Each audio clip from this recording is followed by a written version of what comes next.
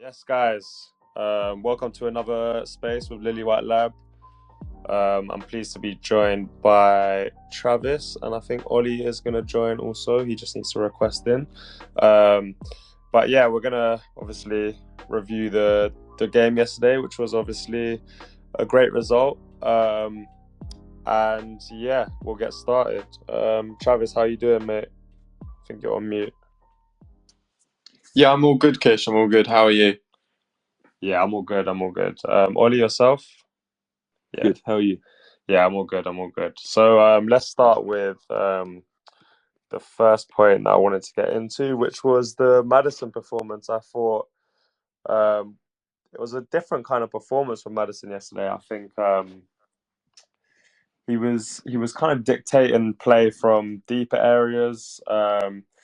We saw Udogie kind of play in a more advanced role than usual. He was much higher up, almost in the number 10 positions at times. And Maddison kind of popping the ball around in the build-up phase. And I thought he did that brilliantly. His ability to kind of withstand pressure, kind of link up the left back to the left winger. Just kind of everything he done was just kind of class and showed another side to his game. I also thought out of possession, he was just brilliant. The whole front line was a great kind of example on how to press. We pressed in the 4-4-2 shape, which I think at times we've looked a bit vulnerable doing. But I thought with their two double left-footed centre backs it was a great kind of strategy to use them as the trigger. And that led to kind of our two goals. What are your thoughts on that, Ollie? Yeah, I was really impressed with Maddison's performance.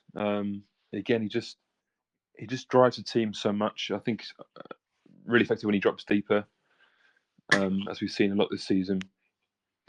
And yeah, I think we saw, especially, and actually mentioned it in the post-match interviews, his rotation with the inverted fullbacks, especially yesterday. I think for periods of the game he was dropping right into the fullback position, and he was fine there. He was very comfortable there. He completely trusts himself in the ball, and he's got a great ability to pick out passes from all angles. I think you see him a lot use it outside of his right boot, where a lot of players will be sort of hesitant to or not able to find the same angles as he is because they're not so confident on their weaker foot. But he's any angle he's great at, which is really useful when he's so much deeper. Yeah, and I think some of the disguise, he puts on his passes to break lines. So he'll be kind of just acting a bit casual on the ball, looking to play looking like he's going to play like a simple 5-yard pass, and then he'll suddenly zip on through the lines to the likes of Son or Richarlison, and that just changes the whole dynamic of the play. And yeah, I think he's so. I mean, when he was at Leicester, I didn't see him as the kind of player that could do those things, like playing all phases of the game, collect the ball off the defenders, and then progress the ball up the pitch. I kind of just saw him as like a final third specialist, and that's why I've been so impressed with him. He's just so tactically aware, kind of aware of what spaces to pick up, and yeah, what a player. And Travis, you got any thoughts on Maddison? I think you need to unmute on the space. Yeah, so I think his Fulham's game plan really suited him. I think he was allowed. They weren't man marking him, which we've often seen against us this season, and I think that just enabled him to drop really deep, get involved in the play a lot, and dictate play. And also, I think Bissouma not being in his way necessarily, Højbjerg sort of just gave him the reins completely to just control everything and try and progress play forwards through him rather than through Bissouma necessarily, which I think did make a big difference because often they play those short 1-2s with each other and they don't necessarily get in each other's way, and it's not a bad thing, but you do see Maddison looking for Bissouma a bit more and vice versa. Whereas yesterday it sort of seemed like Højbjerg just sort of sat there and sort of said, Maddison, you can take the reins here. And I think it worked really, really well. And obviously in future games when he is being man marked, that might not be as beneficial and it might not pay dividends as much. But yesterday it really suited him. And as you said, the disguises on his passing is just incredible. So many times where Kulusevski's out wide or someone's out wide in space, and he uses that run so well, and he plays it inside to Son, and he's constantly looking for Son, and his passes, they're so penetrative, they're low, they're drilled, they're precise, and it doesn't give the defenders opportunities to get a foot in or even anticipate because of the way he shapes his body to play the pass somewhere else, and then he just drills it into them at such speed. And it's always what was such a noticeable feature of it is it always sets up the receiver for a great first touch, and that helps when you've got someone like Son there, someone like Kulusevski, who are really good technical footballers who have the ability to take that first touch and set it into their path. And I think that's a big underrated facet of his game and of his passing ability. Yeah, and One I thing, think. Maddison, Oh, yeah, go on, Ollie. You go no, ahead. sorry, mate. I just wanted to say, not a tactical thing, but it's just so refreshing to see a big player like him. I mean, and I think it's the first England international we signed for over like 10 years. I mean, at the time of signing, he's a big name, big player. He knows that, and it's just so refreshing to see how much he's loving his time at Spurs already. You don't always get that with those big names, and he's just completely embraced the culture, the supporters, the traditions of the club, everything, and it's just really great to see. Yeah, and I think part of the kind of new system we're playing requires such responsibility, bravery, and kind of fearlessness. And I think previously with the squads we've had, I think it seemed like people were scared to make mistakes. People were kind of tentative with their passing. And I think having not only a manager who instills that, but players on the pitch that instill that confidence and drive and responsibility and willingness to take on kind of, okay, I'm going to do this. I don't care if I make a mistake. I'm going to make something happen. I think that makes such a huge difference to the way the team carry out the manager's instructions. Yeah, so obviously a great performance from Maddison. How did you guys feel that Højbjerg filled in for Bissouma? Because obviously Bissouma's been one of our standout players this season. And I think there were some worries about Højbjerg coming in for him. And what did you guys think of how he did? Yeah, I think he did well. I don't think he set the world alight. I wasn't expecting him to. I think he did what was required of him. He broke up play well occasionally when he needed to. I think most notably, and we mentioned this pre-game and after the game as well, he spread play really, really well.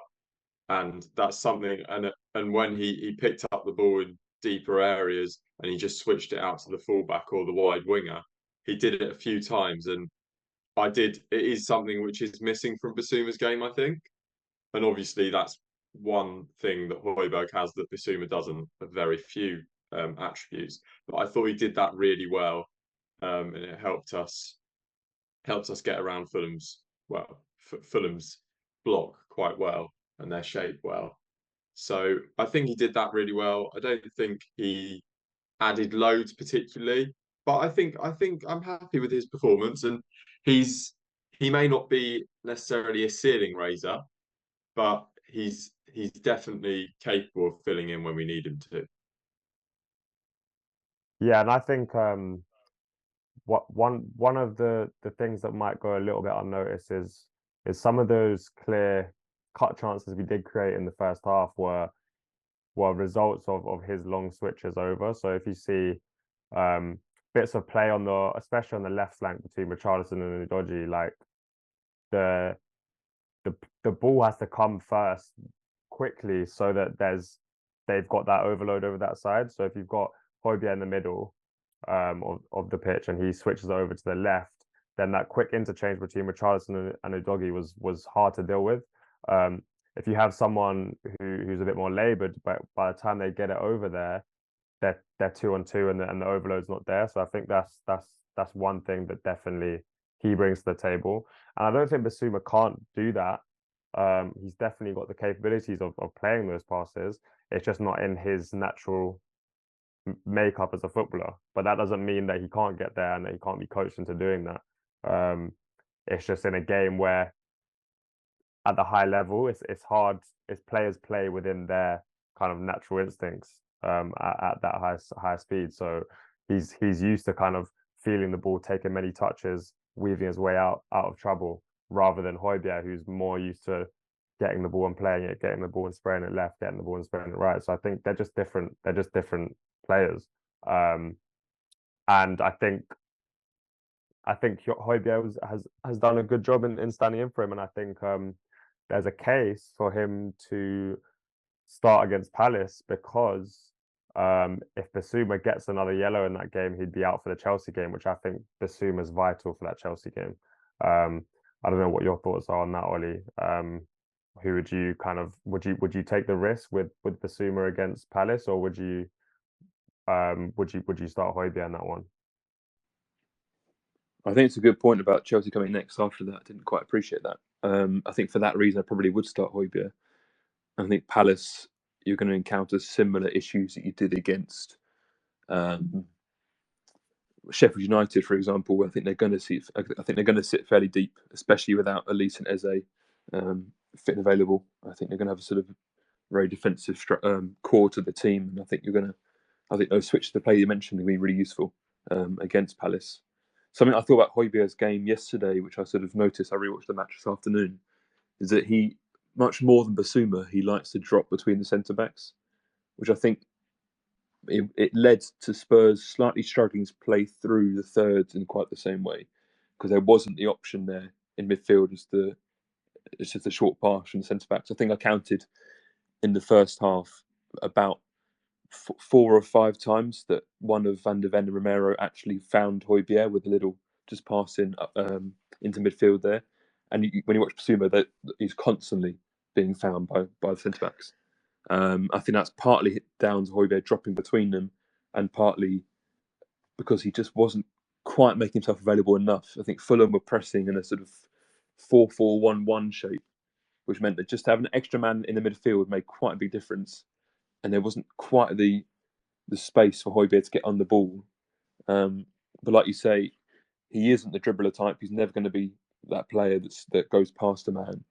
So again, that never quite opened up the space for Spurs to work into. I mean, I know there are a few sort of counter-attack scenarios where they did that well, but he's just a raging player to Bissouma. But I thought it was interesting how dropping between centre-backs really made a difference. Yeah, and I think that I noticed that as well, and I think that did harm us at times, because if you have a single pivot, he is the key of getting you out of that first phase. Like we've seen that the whole season. Bissouma is the one. When the centre backs get the ball, who are they going to find? They're going to find that player who's the next pass along, which is in the middle of the pitch, which is Bissouma. And when Højbjerg dropped in to create kind of a third centre back, that pivot was missing, and that might be part of the reason why Maddison was dropping a little bit deeper to go and get the ball off Højbjerg. And that might have been an instruction because of Højbjerg's lack of press resistance. And Fulham were more aggressive than I thought they would be. And so there might have been an instruction for him to drop a bit deeper, and then Maddison to go and do that kind of single pivot job ish, and then get back up the pitch.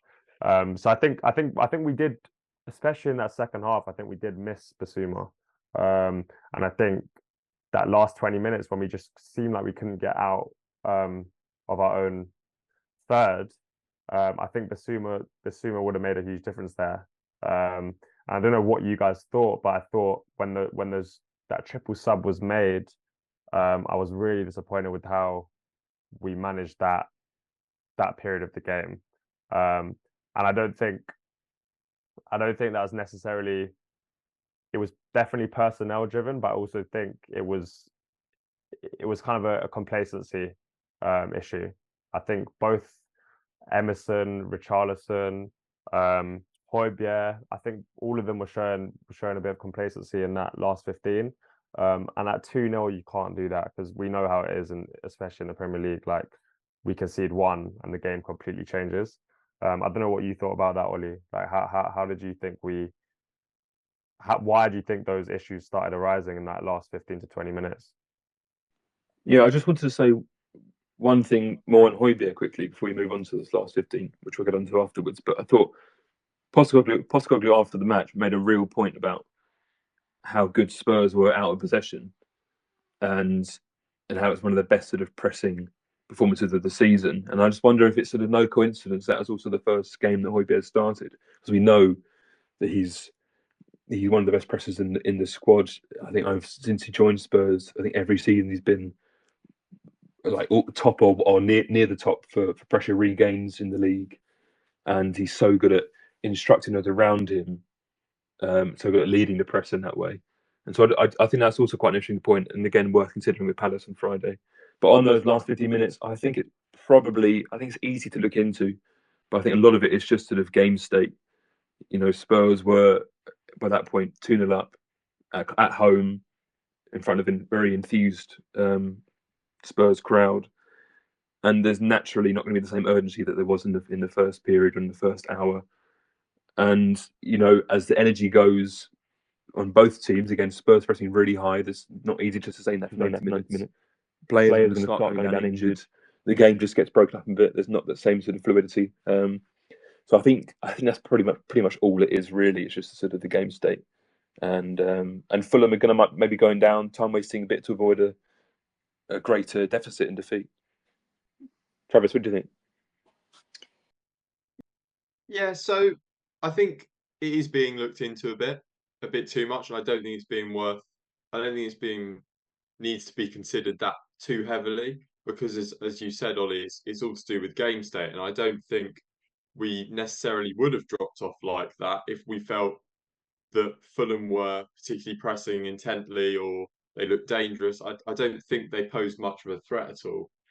And again, personnel-wise, I'm not sure if he would have made those substitutions if he was particularly worried about Fulham, because realistically, in that situation, if Son, Richarlison, and Maddison are pressing so well and adding a good spark to the side, he won't want to bring them off in a situation where he feels the side are in danger. So I don't think it's worth looking into too much in that sense. Obviously, in the future, if that happens again, there are sides that could punish us. But I think the reason they didn't punish us isn't just because they simply had the opportunities and didn't take them, but we didn't necessarily feel like they were going to create many opportunities. And so we were able to then drop off our intensity. We were able to, say, get a bit more complacent because we knew we had the wiggle room to do so. And obviously, in hindsight, that is easier to say.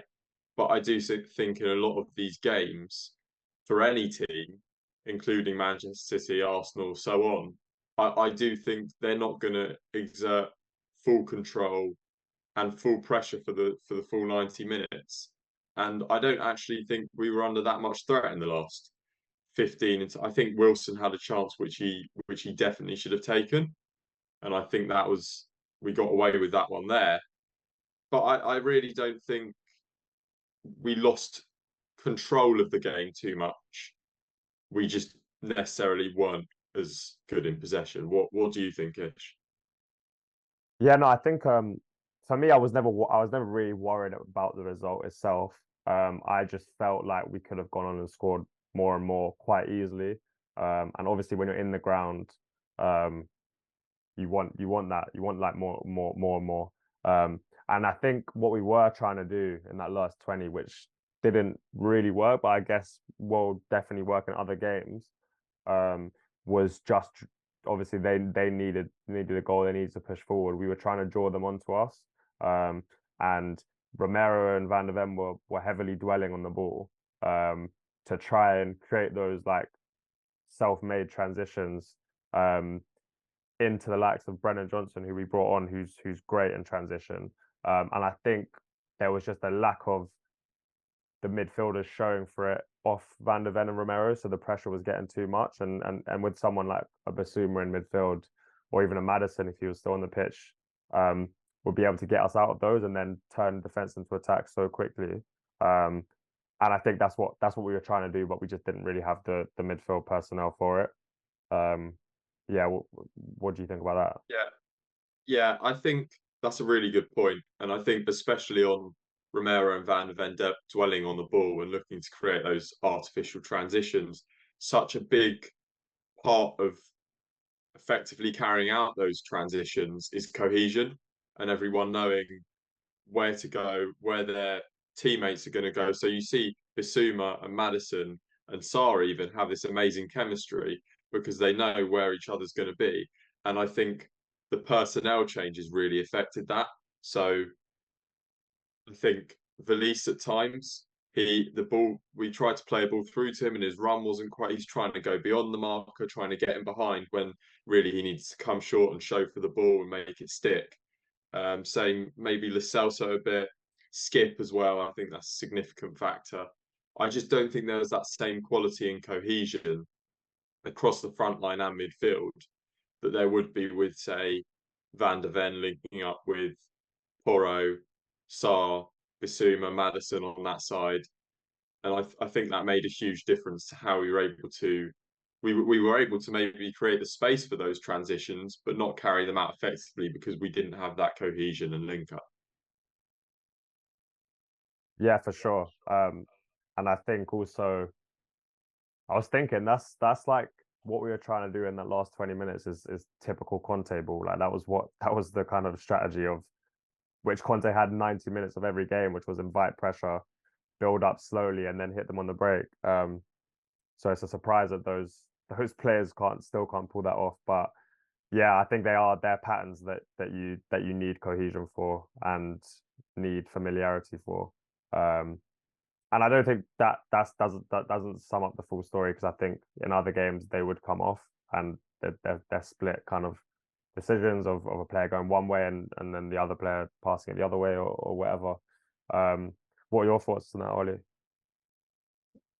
Yeah, I think it's a really good point from the both of you there, and something I wanted to build on. Is Postecoglou has very clearly found his favoured 11, and actually since the opening match day weekend against Brentford, the 11 hasn't changed at all up until yesterday when Højbjerg came in for Bissouma, and I think we've really seen those relationships start to become sort of cemented down either flank. I mean, Postecoglou loves to work in.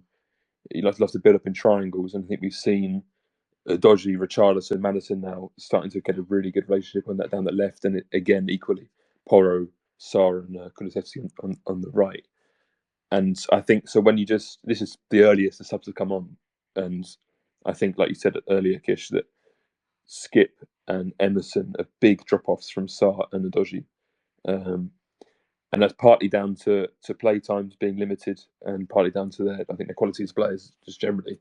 I mean, I think their ceilings are lower. But yeah, it's a slight concern and something that probably needs addressing. But I think I can't remember what it was now. I saw a good point made on Twitter last night. Is that without having European football or 2 matches a week, and Postecoglou settling on that 111, those backup players or rotation players are never going to get enough game time to become familiar with the rest of the players and the team in a match scenario and become familiar with the way the team wants to play.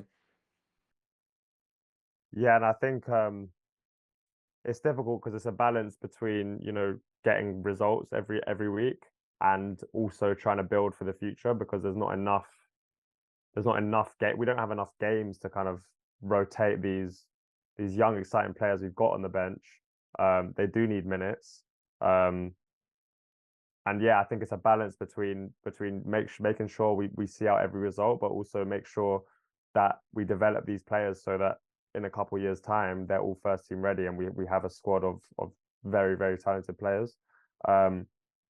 And I think there are some players that are getting still those minutes that I don't think really have a future at Spurs. And I think Skip and Emerson will be upgraded on or should be upgraded on.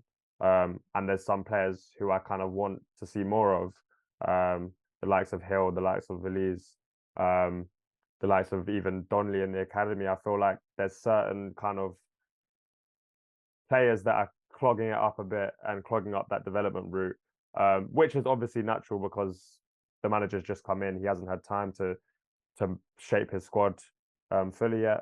So I'm sure we'll see that later down the line. The last point I wanted to touch on was the lack of goals from Richarlison and Kulusevski, and whether people think that's an issue or whether that's a kind of system thing, or will the goals just start coming at some point? Ollie, I'll start with you. Yeah, I think it's really interesting this point, and I understand the argument, but I think they are both contributing a lot to the team, and actually there's just been a degree of sort of just being quite unlucky in the final third in front of the goal, and also confidence is I think a big issue for both players, Richarlison especially. You look back to that Luton game before the break. Richarlison had 2 really good chances in the first 10 minutes. I think if he's confident, he takes those, and suddenly he's on 3 goals, 3 assists this season, which is actually a really good return. And again, yesterday we saw Decky through on goal, and he went to swear it, and I don't quite understand why. And again, I think that's largely a confidence thing. But Richarlison this season has got 1 goal, 3 assists in the Premier League. So and for 3 assists is joint 4th most in the league.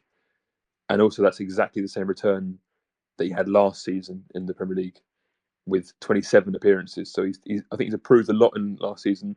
Already reached his goals and assists return after just 9 games. And I thought first half especially, he looked really strong, was combining really well, putting a couple of really good balls that actually, easily could have been turned in, and suddenly you're looking at 4 or 5 assists after 9 games. I think in front of goal for Richarlison, it's purely confidence. And it's a similar story with Kulusevski. Again, already scored 2 this season against, what was it, Bournemouth, and help me out, what was the other one against? Remember? Sheffield United. Sheffield United, of course, home. the winner. Yeah, the winner. And so that's two goals already. And again, that's as many as he managed in 30 Premier League games last season. So I think it's really early days, still finding their feet in a new system. And I just think that actually they are contributing. I think they are contributing a lot to the team, and with a bit more confidence, you could be looking at really, really impressive returns after just 9 games. Yeah, I'd probably agree with you. I think it's funny because the media tried to spin the kind of Harry Kane departure as well. How they're gonna replace 30 goals in a season? That's why they're going to be 30 goals less. And I think that's such a silly black and white way of looking at football, because it doesn't matter if you have 1 player scoring 30 goals or 3 players scoring 10. It's about kind of the collective. And I think we've spread goals pretty nicely across the squad. And if you've actually looked at the last few kind of top teams in the Premier League, they've often spread goals around pretty well. Obviously, Haaland came in last year, but before that, the City teams tended to spread their goals amongst their attackers, midfielders too. So I don't think it's an issue. But when it is an issue, is where they're missing massive chances due to confidence. And I think once the goals do start, that hopefully they'll flow a bit more. I also think Kulusevski is specifically. I think he's very good in the final third at staying calm and composed.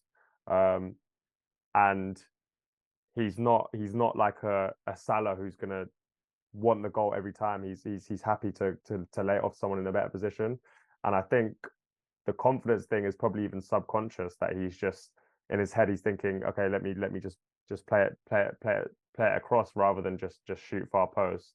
And he's got a great strike on him. He's great when cutting in on his left.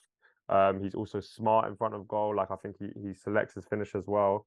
So I don't see how the goals aren't flowing for him yet, but I think they will. And in terms of Richarlison, I think his is all mental capabilities. I think like that first one in the first half where he nearly slotted it from the edge of the box, bottom right. I thought that was the right technique. That was a great effort. Then the second one, he got a similar situation a bit further wide, and he skied it completely. And I think that was one where the ball was rolling for that bit longer. He had more time to think, and therefore he leant back too much and put it over. I don't think Richarlison's ever going to be a great goal scorer for Spurs. I think he'll be a I think he will turn into like a decent goal scorer, 10, 15 a season if he remains at the club. What are your thoughts, Travis? Yeah, I completely mirror those thoughts, to be honest. I think Richarlison will improve drastically, and the almost media coverage around him and the Spurs fan reaction to it will improve dramatically if we realise that he's not going to be, say, the net of 15 plus goal a season player. And in fact, he's going to be contributing to the side a lot more how he did yesterday with his high pressing and creating high turnovers. I mean, his pressing yesterday was fantastic. I feel he cut off the passing lane so well. He was cohesive with Maddison and Son. They all went as one together, and the triggers were brilliant. And I think he targeted Bassey being right-footed really well. So I think, and that's what he was good at Everton as well. I mean, he scrapped for balls. He was a great presser. He's not necessarily a 15 plus goal a season striker. And I think if we accept that and acknowledge that maybe he's going to help the team in other ways, I think we'll start looking at his transfer and his performances in a completely different outlook. As for Kulusevski, I think it's very similar to what you were saying earlier, Kish, about instincts and players' instincts in certain positions. So when Bissouma gets the ball, he wants to dribble out rather than switch it wide. And I think Kulu's exactly the same in that when he gets the ball in the final third or in a dangerous position, his instinct isn't a killer instinct to finish it off himself. It's to actually provide for others. And I think subconsciously, when he's in those moments, say one on one with the keeper, or when he's in the final third, he's got a dangerous opportunity. His instinct is to let me try and wait for a moment, see if another gap opens up, and create a clearer cut opportunity for someone else. And I think that's what he's so brilliant at.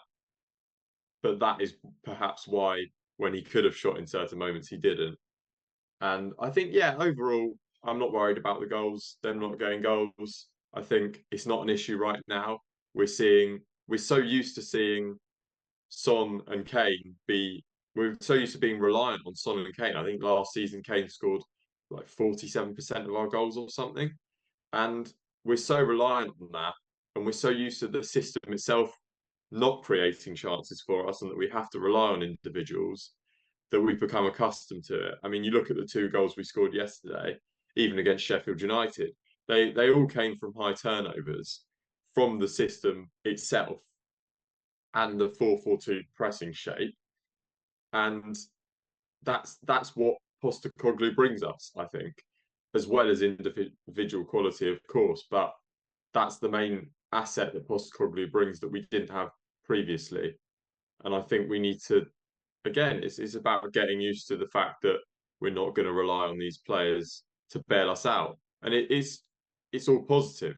That's the best. That's what the best teams don't have to rely on individuals, and the best teams have a cohesive unit create the chances for them. And I think that's exactly what we're doing, and it's working brilliantly. And I'm not worried about it at all. Yeah, I definitely agree with you. I think in terms of Richarlison, I think the quicker we accept that we maybe overpaid for him, the better. I think this happens in football. Every club overpays for players at times. Transfers don't work out. It doesn't mean they're now not a good player to have in the squad. Like there's players that you might have overpaid for, but it doesn't mean they can't have a role to play. I think Lamela was a great example of that. I think he was very effective at times. And he wasn't what we bought him for, but he was very effective, especially in big games. And I think Richarlison can definitely have a similar kind of impact, and we just have to accept that 60 million fee probably should have gone elsewhere. But then even in that case, like we weren't in the situation we're in now, where I think there's a kind of set structure and set plan for the next years ahead, where that money could be spent very wisely and very targeted in like the right areas. So I think that's just one we got to move on from. And in terms of Kulusevski, I agree. I think it is his instinct to provide for others, and to kind of slow down in the final third, which I love about him. I think his composure in the final third is great. But I would love, just because of how like physically dominant he is, and how good at ball striking he is. I think if Postecoglou could get it into him, how many goals he could score in a season, because I think the goal scoring potential was there. I think he'll become he'll go from a great player to like an elite player.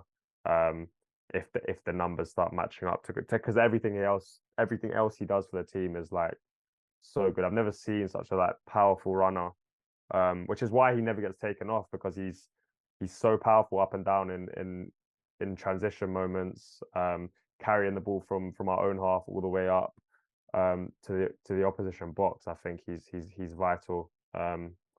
Yeah. Any other thoughts? I'll go to Ollie. Yeah, completely agree on Kulusevski. Like, he hardly ever loses the ball. It's so rare. You could have 2-3 players on them, and he'll always manage to find the pass or beat them. It's amazing. I am slightly concerned that over the last 2 or 3 games we've seen a slight over-reliance on Maddison and Son, because I think in attack they are just a level above the other players in terms of output anyway. I think that in the first 3 games this season, I think we scored 2 goals in each of the first 3 games, and they're all different goal scorers, and none of them were Son, who is now our leading goal scorer with 7. But I think in the last couple of games we started to see that switch, and actually it is every goal tends to pretty much have either Maddison or Son either scoring or assisting. So, and that's not going to be overly sustainable, or at least it's hard to know how sustainable that is. But like we've said, I think the goals will come for both Richie and Kulusevski, for sure. And Travis, any thoughts from you? Sorry, I just want to say on Kulusevski, I think I think you were saying about, can Ange coach that sort of ruthlessness in him and show him that his ball striking can be utilised more effectively, and he can score so many goals. I think the Sheffield United goal was a prime example of that, in that because it was the last minute, because he needed to rush things, and because he needs to be urgent with his decision making, it sort of forced him into a goal in a way, and it forced him to take the snapshot early, take it on his right foot, which is something he doesn't do often. And he didn't necessarily have the time or opportunity to wait for a minute and take his time. And I think that shows how ruthless he can be and how many goals he can get in those situations. And yeah, on the over reliance, I think that could be a potential issue, and we have relied on them heavily the last few games. I think it's more maybe not just in terms of output, but actually just involvement in the play and involvement in the final third passages, and the chance creation. But I think again, it all comes back to this thing that it is the system creating chances for us. And I do think in those scenarios, other players could perhaps, they might not be as clinical, but I think they could be they could be beneficial in those situations. I don't think it's necessarily too reliant on Son and Maddison creating something out of nothing. It's just Son and Maddison being clinical in those situations. So I'm not too worried about that. Yeah, that's I mirror all of that. I mean, I think the over reliance is just purely down to their quality rather than the drop offs from other people. And I think even yesterday there could have been other goal scorers. I think Udogie could have had one in the first half. Richarlison definitely could have had one. So the chances are coming, and I also think Fulham they were pretty well coached. And I don't think that was as easy a game as I thought it might be. I thought defensively they were pretty strong, especially in midfield. Palhinha's just unbelievable. So yeah, I think Palace, it being a Friday night game and it being away from home, is a tough one. But in terms of setup, I think I expect us to dominate and have a bit more control over that game. Not that I want to jinx it, because you know how it might turn out for us. But yeah, I'd expect kind of more control in that game, and I'd expect another win, to be honest.